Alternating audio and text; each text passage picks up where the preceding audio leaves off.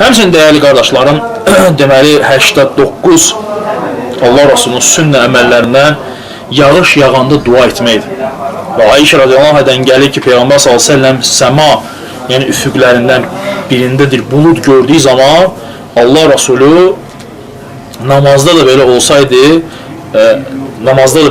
əlindəki işi buraxar və buluda tərəf üst tutaraq Allah Subhanahu taala dua edərək buyurardı ki, Allahumma səyyibə nafiyən. Yəni Allahım bizə bol yağış və faydalı yağış yağdır.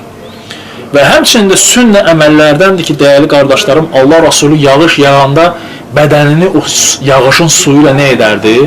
İsladardı.